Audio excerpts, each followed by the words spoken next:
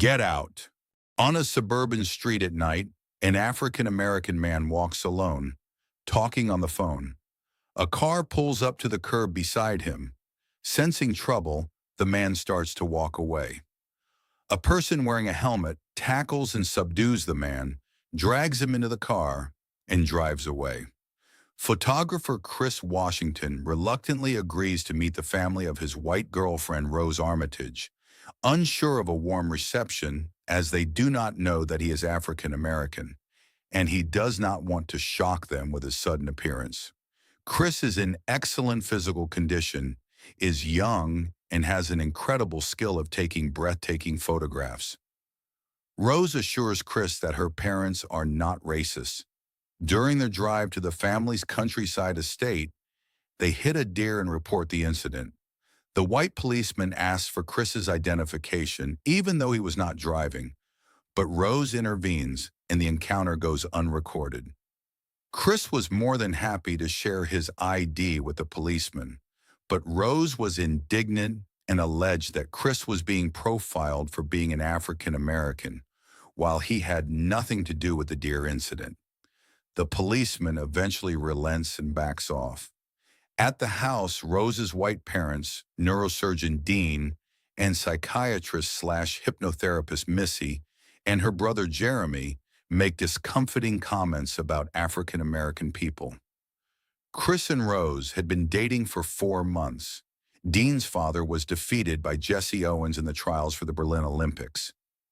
Dean adds that he loved Obama as a president and would have loved to see him get a third term. The house is completed, secluded, and the nearest neighbor is across a lake adjoining the property. Jeremy shares embarrassing stories about Rose at dinner. Chris also observes eerie, unnatural behavior from the family's African-American servants, Georgina and Walter. Dean calls out the cliché of a white family having African-American servants in the house to make light of the observation. Chris shares that he never met his dad and his mother passed away when he was 11, so he has no family that looks out for him. Chris notices that the African-American workers at the estate are uncannily compliant. Unable to sleep, Chris goes outside to smoke and sees groundskeeper Walter running from the woods. Missy catches Chris returning and talks him into a hypnotherapy session to cure his smoking addiction, using the noise of a spoon stirring in a teacup as a hypnotic trigger. In a trance, he recounts the death of his mother in a hit-and-run when he was a child, about which he feels guilty because he waited too long to call for help. He sinks into a void Missy calls the sunken place, where his body becomes temporarily paralyzed. He awakens believing he had a nightmare, but realizes cigarettes now revolt him. The African-American housekeeper, Georgina, unplugs his phone, draining his battery. Dozens of wealthy white people arrive for the Armitages' annual get-together. They take an interest in Chris, admiring his physique or expressing admiration for African-American figures such as Tiger Woods. Chris meets a blind art dealer, Jim Hudson, who takes an interest in his photography. Chris meets Logan King, an African-American man who also acts strangely and who is married to a much older white woman. Chris calls his friend, African-American TS officer Rod Williams, about the hypnosis and the strange behavior at the house. When Chris attempts to stealthily photograph Logan, the camera flash causes Logan to become hysterical, rushing at Chris and frantically lashing out for him to get out. Logan is taken away by Dean, who later claims Logan had a seizure. Away from the house, Chris persuades Rose to leave with him. Chris sends Logan's photo to Rod, who recognizes him as Andre, a missing man from Brooklyn. While packing to leave, Chris finds photos of Rose in prior relationships with African-American people, including Walter and Georgina, contradicting her claim that he is the first African-American person she has dated.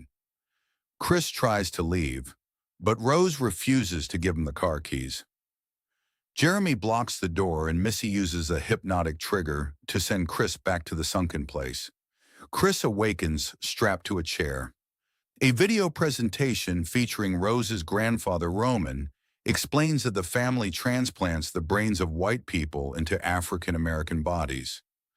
The consciousness of the host remains in the sunken place, watching but powerless. Jim Hudson, a blind art dealer, says transplanting their brains into African-American people is the latest fad, but clarifies that he does not care about Chris's race and that he only wants Chris's eyesight in his artistic talents. Meanwhile, Rod, who has been trying to contact Chris and suspects foul play, goes to the police, but they do not believe his theory about the Armitages. Missy attempts to hypnotize Chris again, but Chris plugs his ears with stuffing pulled from the chair, blocking the hypnotic commands. When Jeremy comes to collect him for the surgery, Chris bludgeons Jeremy and then kills Dean and Missy when she attacks him, before finishing off Jeremy when he attacks again. Chris tries to escape in Jeremy's Porsche, but accidentally hits Georgina, who has the brain of Rose's grandmother, Marianne. Compelled by guilt over his mother's death, he picks her up, but she attacks him, causing the car to crash and kill her. Rose and Walter, who has the brain of Rose's grandfather, Roman, arrive to capture Chris. During a scuffle, Chris uses his phone's flash to briefly free Walter from Roman's control. Walter takes Rose's rifle, shoots her, and fatally shoots himself. Chris starts strangling Rose but cannot bring himself to kill her. A police car arrives and Chris surrenders, but it's revealed to be Rod. He picks up Chris, leaving Rose bleeding on the road.